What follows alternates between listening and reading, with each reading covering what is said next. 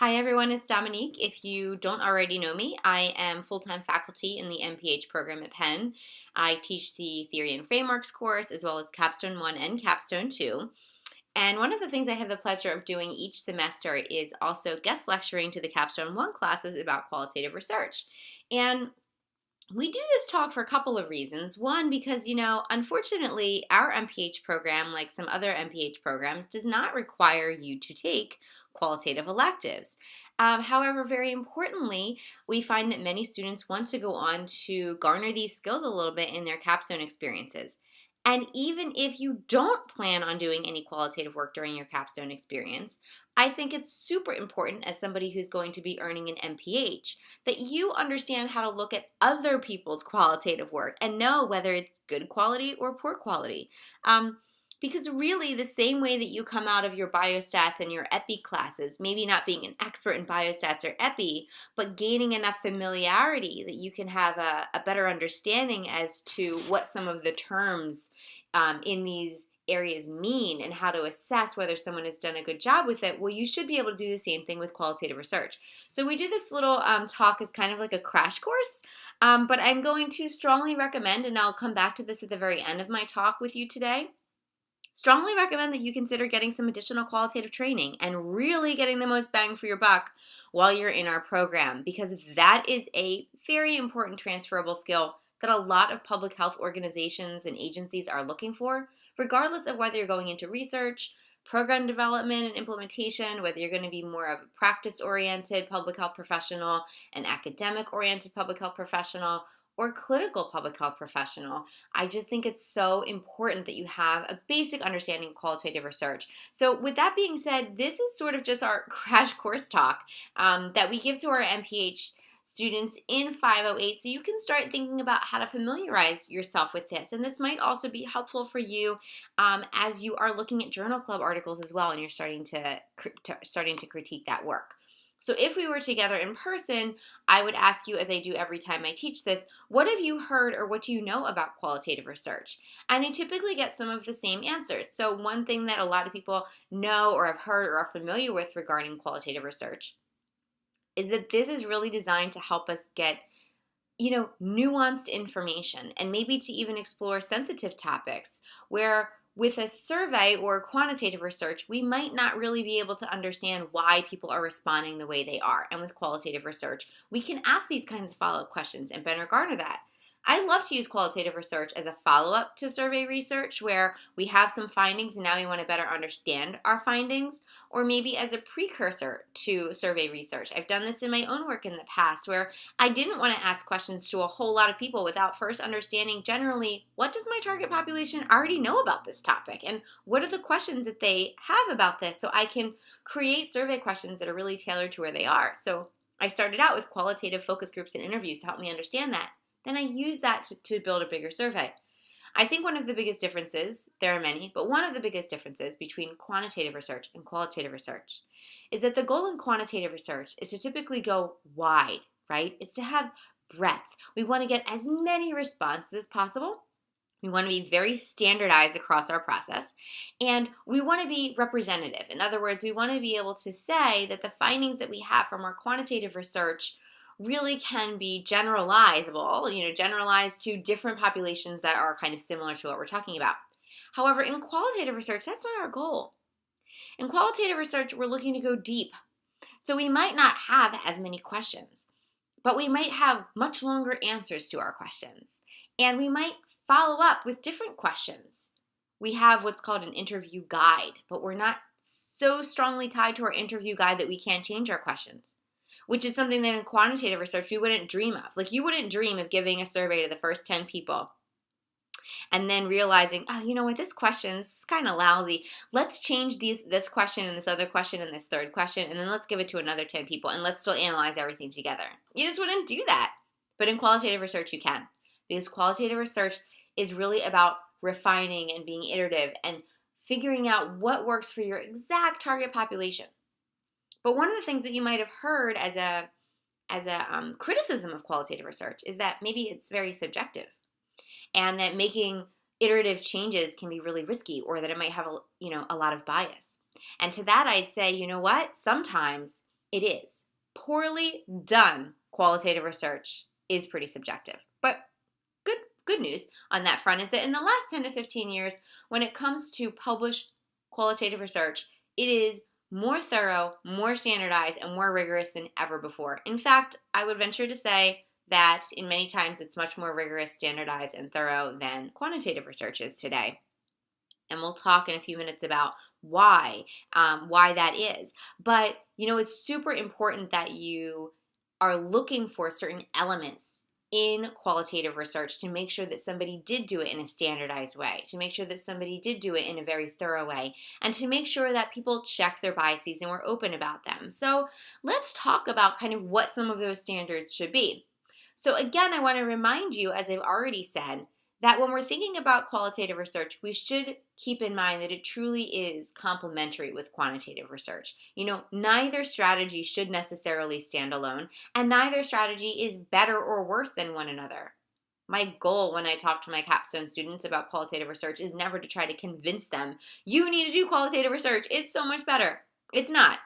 I do find that we tend to kind of err more on one side than the other. You tend to be more usually inspired by and drawn to quantitative research or to qualitative research. I'm more in the qualitative camp, but that doesn't mean that I don't still see tons of value in quantitative work, and you should as well. Qualitative research is typically referred to as any systematic collection, organization, and interpretation of textual material. Usually that comes from the form of talk, in the form of transcripts, but sometimes it can occur through observation. What's very important in qualitative research is that researchers are clearly questioning their findings and their interpretations in a way that might be even more thorough than what you see by quantitative researchers. And just like quantitative research, good qualitative research is assessing both internal and external validity. Now, something that is unique about qualitative research versus quantitative research is that in qualitative research, we examine the effect of both context and bias. So let's break that down for just a second. When I say we examine the effect of context, it's important that when you're conducting qualitative research or you're writing up your qualitative research, you think about the context of what's happening at the time. For example, maybe there was recently a policy passed that might influence somebody's interpretations of your questions or their answers. Maybe you're asking this during a time of great political upheaval, or maybe there's recently been a natural disaster or something else that might strongly influence someone's responses to your questions. That would be an example of examining the effect of context. And so what you would do is when you write up your findings, you would be sure to mention that, to indicate that. Think about how different it might be, for example, if you were to be asking people about issues related to Planned Parenthood and funding and support for Planned Parenthood, how that might differ under a Democratic administration versus a Republican administration. And when I talk about examining the effect of bias, what I'm referring to is that in qualitative research, one of the things that we do is we really think about what biases we might bring to our work. And we don't just think about them. More importantly, we're very open about them. Qualitative research is all about openness and transparency. Let me give you a kind of concrete example of kind of how this can work.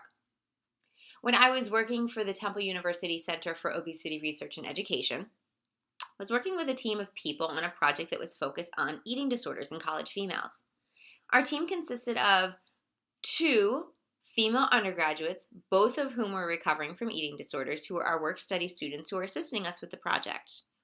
Myself, as a research director, a research program coordinator on this, well, I was coming into this with a background in health communication research, having designed eating disorder courses as a nutrition educator, and also with qualitative expertise.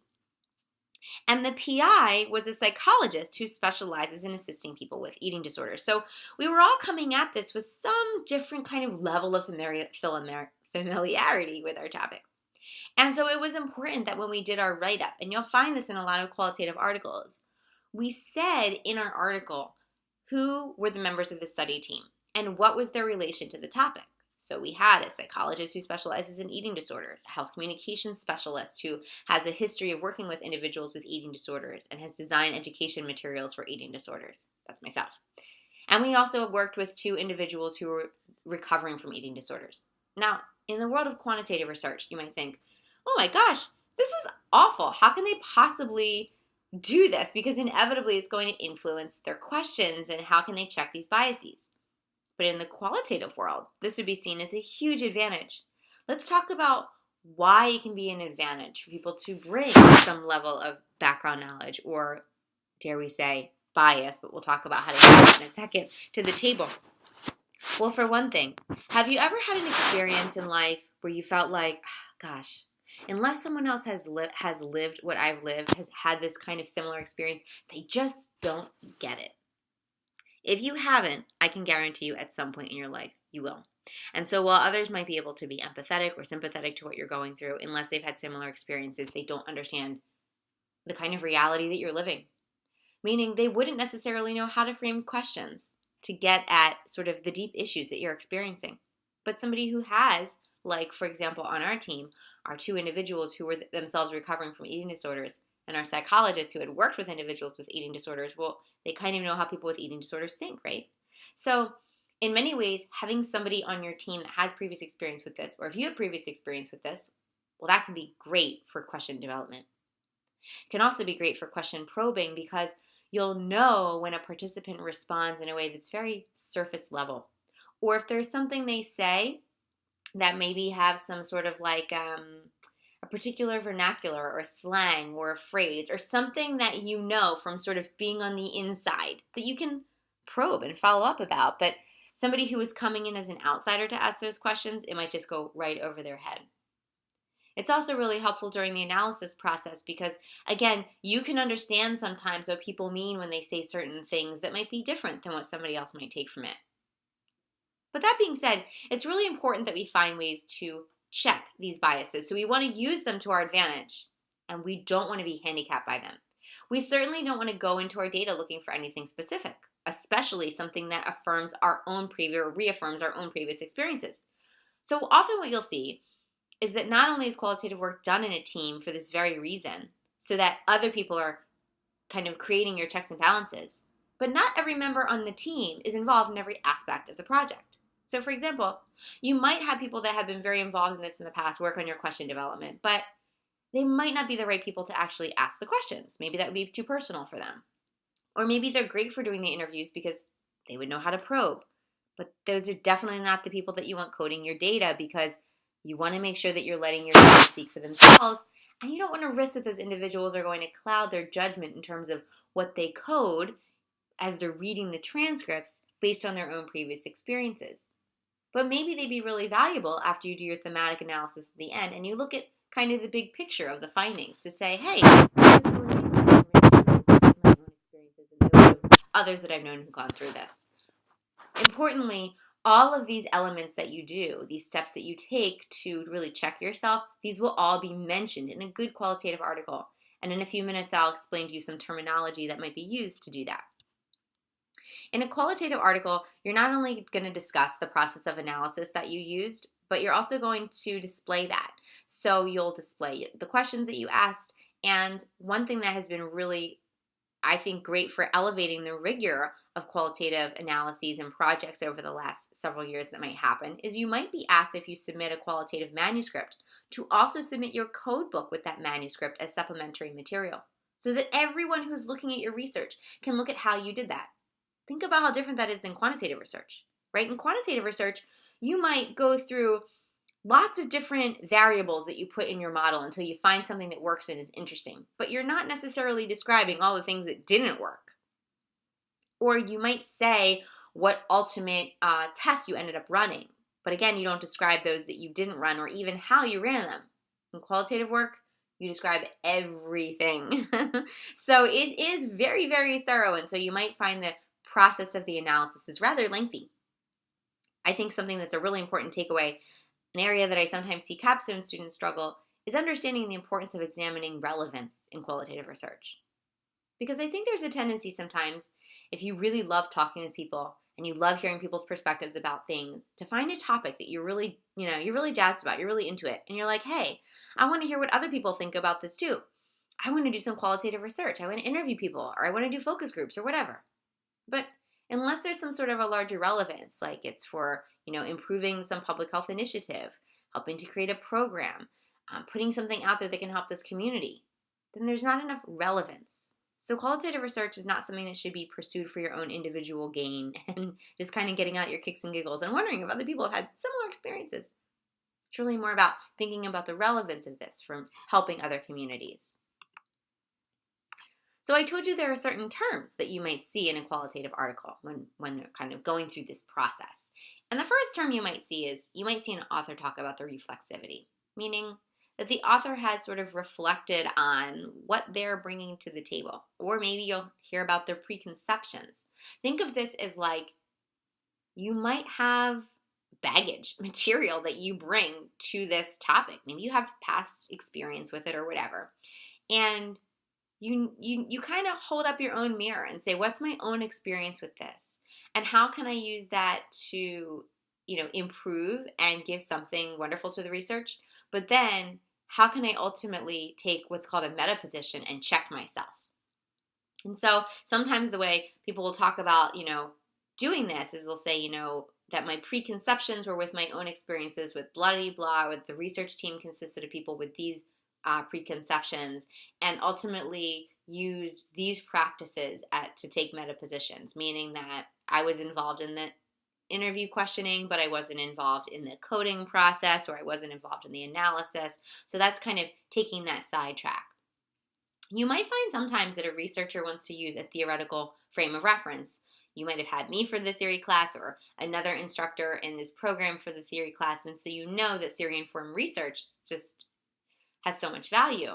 And what will often happen is for qualitative researchers is they'll pick a particular theory that stands out because it's been demonstrated to be, really aligned with this topic when they did their previous research on this. And they might use constructs from that theory to help them examine people's responses. For example, you might be really interested in the way people describe their self-efficacy. But you're not going to ask them a question with the term self-efficacy because that's just way too academic.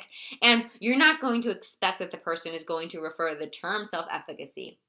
But if you're using social cognitive theory and that's one of the constructs you're looking for, you might develop with what are called a priori codes, meaning predetermined codes based in the literature, where you're going to look through and anytime they talk about self-efficacy, you're going to make a note of what they're describing and what that experience is like.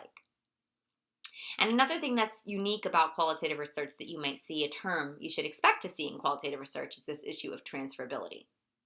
I really have to say that I can't emphasize enough that one of the things I see happen so much in capstone, just makes me crazy when we're doing journal clubs and when people are thinking and reflecting on the limitations of their projects, is that I'll often hear students say things like, oh, this project, consisted of interviews with 10 people, and so it's one of its limitations that it's really not generalizable.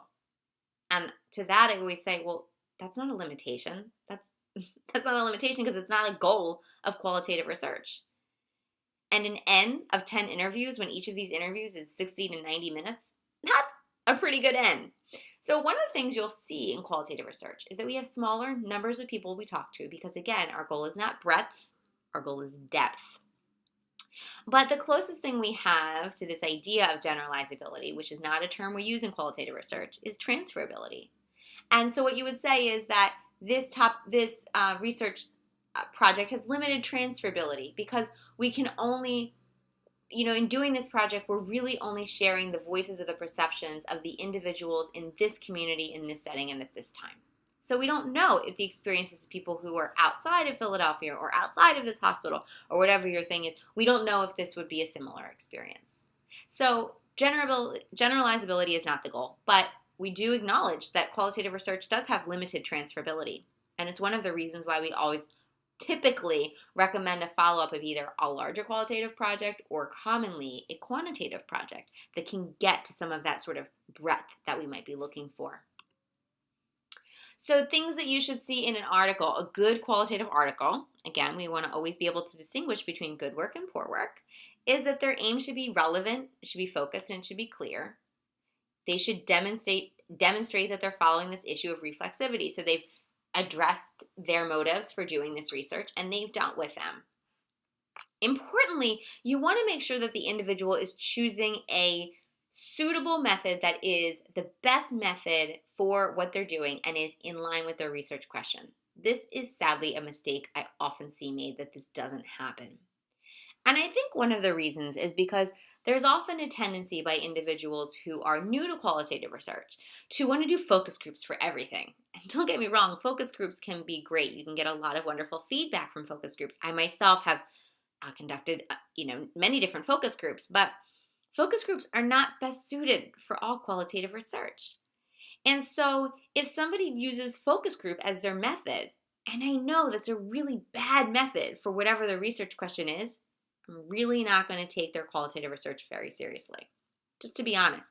Let's talk about some circumstances for a minute why focus groups might be a terrible idea. Well, certainly there are some topic areas that you would want to avoid in focus groups.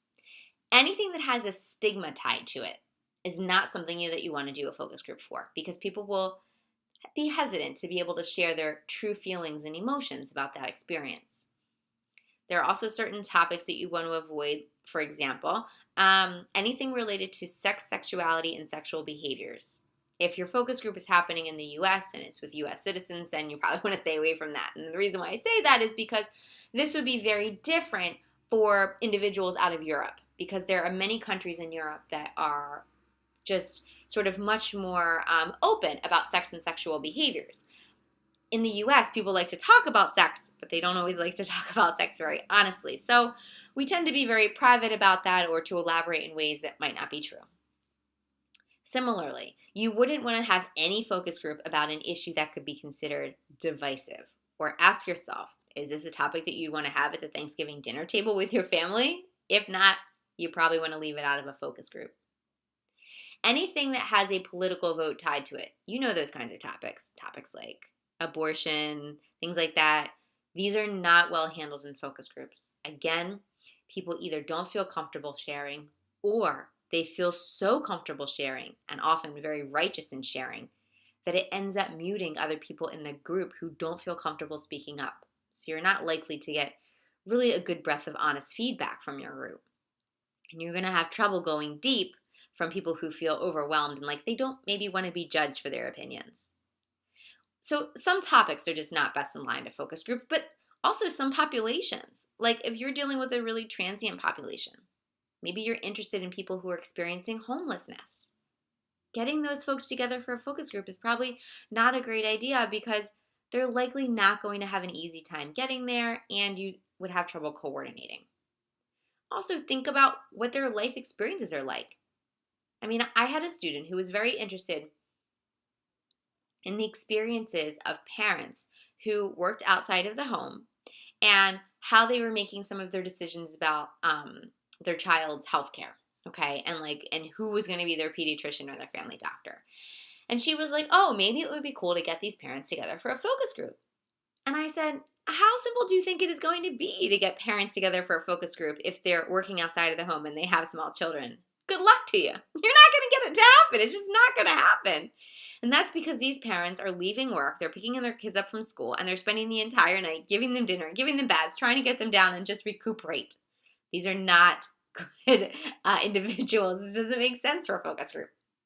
So you really need to ask yourself. And in these cases, in all these cases I'm giving you examples of, interviews can be great. And maybe sometimes phone interviews make more sense, or in-person interviews make more sense. Or if you have individuals that have trouble talking about something or articulating, maybe doing a photo elicitation makes sense, where you can have them take pictures first so that there's a conversation starter. Whatever the method is, you want to make sure that the authors do a good job of making clear why it's a good choice, and you want to be thoughtful about whether it's reasonable for the research question that they're asking. Data collection. They should be very clear about why they're choosing to interview or analyze the people that they are looking to talk with. Is this really the best option? And what are the characteristics and consequences associated with doing that? If they have a theoretical framework, is this perspective addressed in their interpretations? Is it something they use to inform their questions? Is it something they're using just to inform their analysis? How has this influenced their study? And so you should see that addressed. The analysis should be fully described and organized. It should be justified. And ideally, there should be some level of triangulation, meaning that you should see in their discussion section that they really are thoughtfully comparing their findings to what others have found on this topic, whether qualitative or quantitative. So they can reflect on what's unique from their participants as well as what they're seeing that's similar to what others have found. Their findings should be relevant, they should be insightful, and you should see quotes from their participants in the article itself so that you can make sure that what the authors are interpreting that their participants are actually talking about is demonstrated by the participant quotes. In the discussion section, you should see that not only are they kind of comparing their work with others, but they're also acknowledging their limitations and talking about the consequences of those limitations.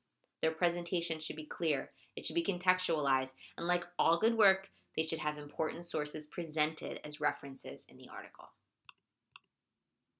So let's quickly talk about methods of data analysis.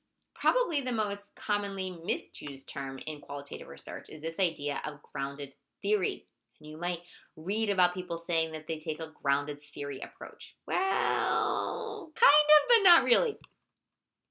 What people mean when they say they take a grounded theory approach in qualitative research is that instead of coming at their data with another theory, for example, theory of planned behavior, and looking to fit the findings or the feedback from their participants into the constructs of another theory, instead, what they do is they look at the data, meaning they look at their transcripts, and they read them very carefully, and they see what people are saying, and they use that to sort of develop their findings and develop their conclusions. So they're kind of working from the ground up, hence grounded theory.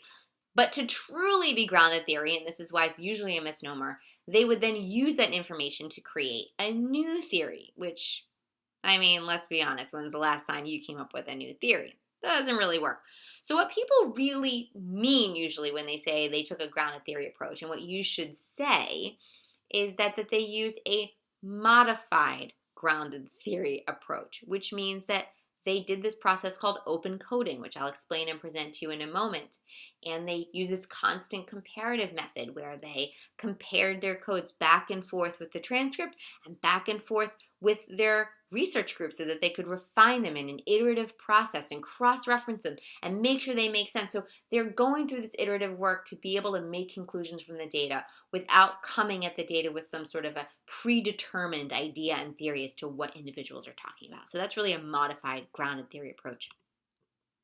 And then in narrative analysis, which is usually sort of then what do you do with this information, typically comes from 4 possible methods. Now, in the field of public health and in, I would say mostly public health, sociology, and a lot of other fields that you would be using in your careers with an MPH, you're most likely going to see this done in a thematic analysis.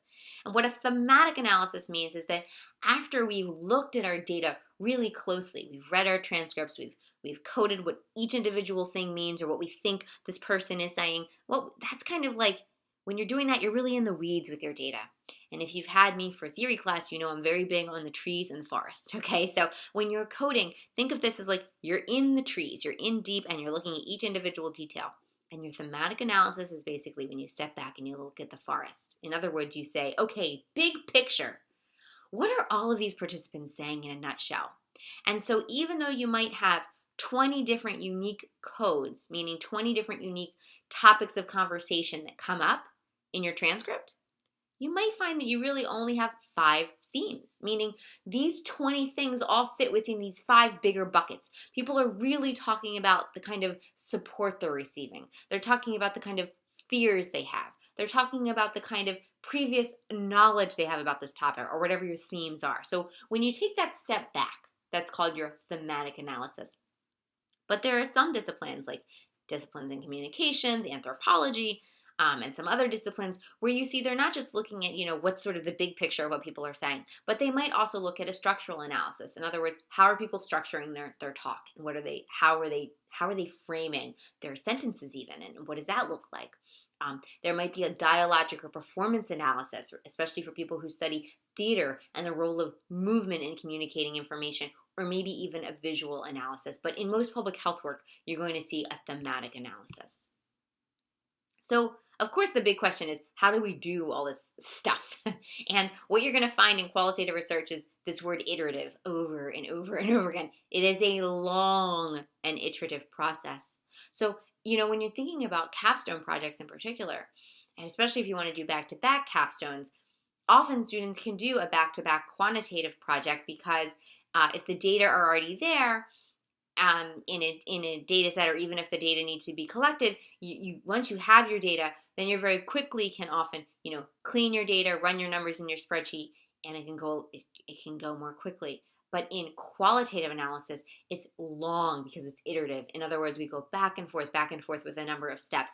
And so if you want to do back to back capstone 1 and capstone 2, and you're really interested in the qualitative process, and you're like, oh, this is a skill I really want to have when I leave this program, then I would say either you should look to be involved in the front end where someone is looking to develop a qualitative project and you can tag on to that and help them with learning how to do the question development, coming up with a program plan, maybe developing the focus group moderator's guide for them or the interview guide for their semi-structured in-depth interviews.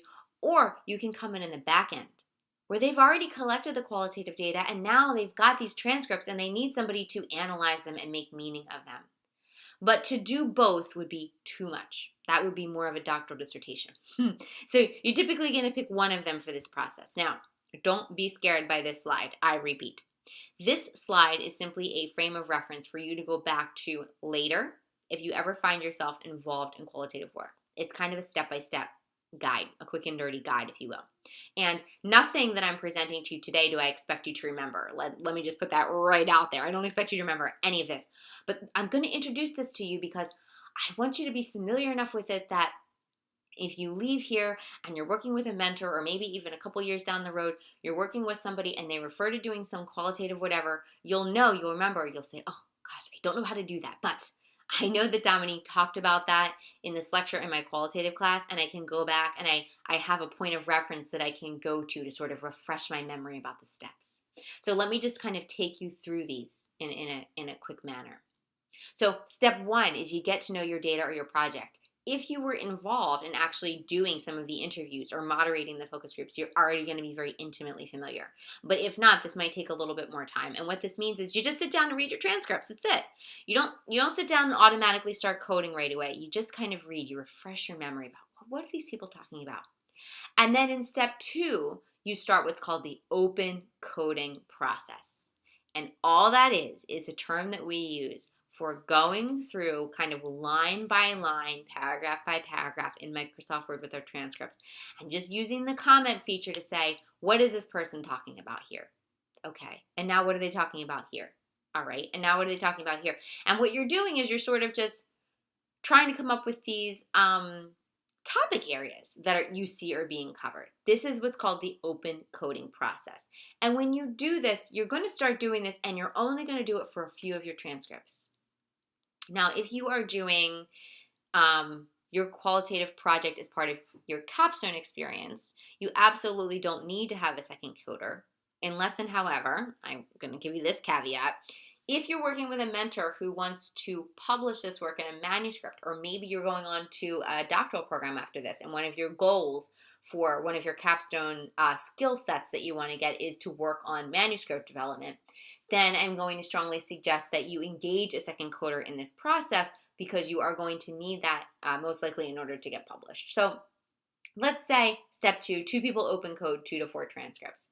What they're going to do, or what you're going to do on your own with your mentor, is then you're going to come together and you're going to take all those codes that you wrote with your comments, on the side of your Microsoft Word document, and you're going to put them in what's called a code book, a preliminary code book. And let me show you what that looks like. Again, simple Microsoft Word document. Now, even if you use qualitative software to help you facilitate your analysis, and I hope that you will, because it is extremely useful and helpful.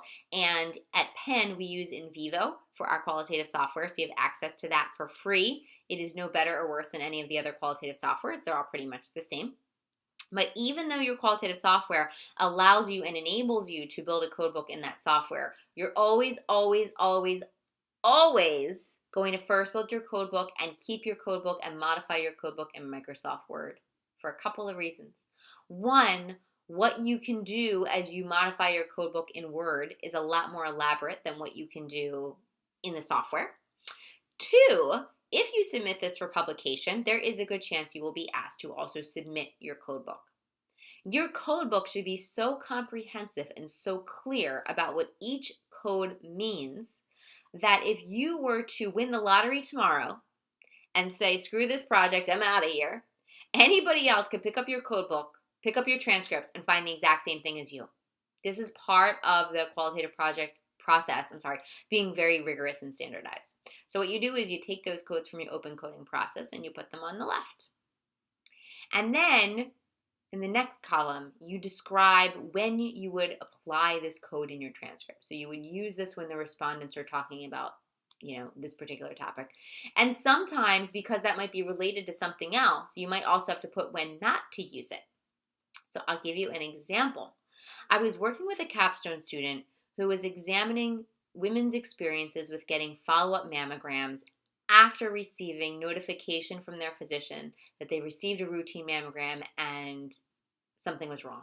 They needed to come back because there was something that was a little suspicious in their mammograms.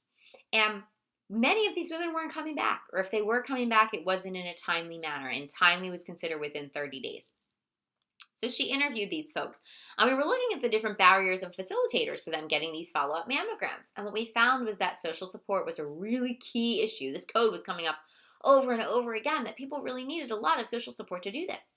They needed different kinds of support. They needed logistical support, like maybe they needed a ride to get back and forth, or somebody to provide childcare to their children. Maybe they needed financial support because maybe their insurance only covered the first mammogram, but they weren't sure it was going to cover the second. And sometimes they needed just, overall moral support from friends and family.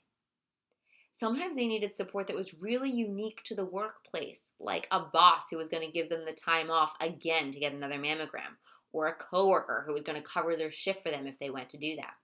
So when we were creating our code book, we had this code for friends and family support. And we said that friends and family support should be used as the code whenever a person is talking about how, any kind of support they receive from a friend or a family member that influenced their ability to get their follow-up mammogram. But then in this column of when not to use it, we said, do not use this code whenever somebody is referring to a friend who is also a coworker. In that case, use the code for coworker. Because we thought that the kind of support somebody might be able to get from a coworker was very unique from what they might get from another friend. So you don't always have to have a when not to use, but sometimes it's really helpful for you and your second coder so you don't end up kind of miscoding. As you're going through the coding process, anytime you see a quote that you think is like a perfect exemplary quote for that particular code, you're going to put that in under example. And sometimes you're even going to identify possible subcodes. So think of a code as a bucket and think of a subcode as a bucket within that bucket. So maybe if my bucket was social support, I might have a subcode of logistical support. I might have a subcode of financial support, right? So those could be subcodes for my bigger thing. So what you do is after you open code these 2 to 4 transcripts, you then create this preliminary, and it's the preliminary codebook for a reason because it's going to change. So that's step 3. And ideally your codebook's not going to be more than about 20 codes max, because otherwise it can get pretty unwieldy and you can really start to parse things out a little too much. All right, now we're on to step 4. And step 4 is you start building your in vivo database or whatever software you're going to use, which basically means you dump your transcripts in there and you tell in vivo, these are my codes and this is how I'm defining them. And then you move to step 5 and you start using this preliminary codebook on maybe another 2 to 3 transcripts. And you see how that goes. And you meet with your other coder. And I think it works even really well when people code in the same room together at the same time, so that as you're coding, you can resolve your discrepancies right then and there. You can turn to the person next to you and say, hey, I'm really struggling with this. I think this could go this way or that way. Well, then we need to refine this code book. And you can kind of talk it out. And what you'll do is you'll calibrate your findings, meaning you'll both code with this preliminary code book, and then in vivo, you'll ask in vivo to say, hey, how well are we matching our codes? Like, is what he's saying this code is that what I'm saying this code is? Are we saying the same thing? and you'll get a number. And if your number is not so great, like maybe it's in the 70s or the 80s, you refine your code book, you'll revise your definitions, you'll go back and you'll code again. Okay? Ultimately, you're going to go on to step 7 where you're going to keep updating your code book. You're going to keep using more transcripts, and you're going to keep recalibrating as needed. So you might run that ICR, that intercoder reliability, many times until you see, oh, we're doing pretty good here. We're at like 95%. Once you're at a decent intercoder reliability, you can then just go off and code on your own. You don't need to continue doing it together. So I can code, you can code. And you don't need the second coder to code all of your transcripts. You can have just a percentage of your transcripts double coded. That's pretty common. And ultimately, after you've both finished everything, you'll run your final intercoder reliability, step 8, and that's the one you'll report in your manuscript. So even if you started out with an intercoder reliability that was just tragic, like 40%, and you're like, oh my gosh, my code book's a hot mess. If by the time you finish, you're at like 95%, that's what you publish, okay? Because everybody starts out small. And what you talk about in your transcript is the process that you went through to iteratively, revise your code book and handle discrepancies as a team. You might go back and add subcodes if you haven't already done that. And then ultimately the last step is this thematic analysis where now you organize your codes into themes to prepare for publication. So that was a lot. What questions do you have? What next steps should you take? Well, it's a little different if you plan to do any capstone project that involves qualitative research versus if you don't, but you're curious and you maybe want to learn more, or maybe something came up for you while you were watching this lecture and so you have a question about it. If you plan to do a qualitative capstone, we strongly, can I say strongly enough, urge you to take a qualitative elective, and you should be getting some training in this. Dr. Justin Clapp does now a PUBH elective specifically for teaching qualitative methods to our students, which is awesome, and it's going to be running every year, once a year. But there are also non-PUBH electives that are offered for qualitative training. One of those happens to be during the summer, and your advisor can help you identify a qualitative elective that you can take. Maybe you don't have time to do a qualitative elective, or maybe there's not room for you in your schedule. Then the very next best thing that I would want you to do is to attend the Winter Institute on Qualitative Research. Every January, Dr. Rosie Frazzo, former program director of this program, who now runs the MPH program over at Jefferson. Rosie is a nationally renowned qualitative researcher, and every January she runs a 3-day workshop that is friggin' phenomenal, and we provide scholarships for our students to attend. It's right here at Penn. It comprises of 2 days of really sort of crash course in skill buildings and training, and 1 day of a crash course in vivo, and you will come away with so much knowledge it will blow your mind. So you should consider doing that, especially if you can't take the qualitative elective. And very importantly, if your capstone mentor wants to do qualitative research with you, and his or her primary background is not in doing qualitative research, then you need to have a methods co-mentor. And we can provide this for you. Both myself and Dr. Justin Clapp provide qualitative mentoring for our capstone students who need it. So have these conversations with your mentor early. Say, hey, really excited to be working on this with you, and the MPH program allows us to have an additional qualitative mentor, somebody they provide as a consultant for free. Do you want me to seek this person out, or do you already do a lot of qualitative research on your own, right? And see what they say. Even if you don't plan to do a qualitative capstone project, but certainly if you do, and you have any questions, please feel free to reach out. My email address is rugg@pennmedicine.upenn.edu. Shoot me an email, catch me in the hallway, whatever questions you have, I'm happy to answer. It's exciting to do something new, and it's exciting to have good skill building. I also periodically send out requests to the MPH listserv looking for second coders for people's capstone projects. If you don't have time or the ability to get involved in a qualitative capstone project, maybe it's just not the right fit for you right now, but you want to be able to put on your resume when you leave this program that you have some qualitative experience and some skills that are transferable to help in the job market, I strongly encourage you, if you see one of my calls for a coder, to reply, because you're often not expected to code the entire data set. It's often just like a subset, a few transcripts, but it's a great learning experience. And hello, it's free. You're getting trained by a qualitative researcher for free. So get the most from your money while you're here. So I hope you enjoyed that. I hope you learned something about qualitative research today, and please do feel free to follow up with any questions. Thanks for listening. Take care. Bye-bye.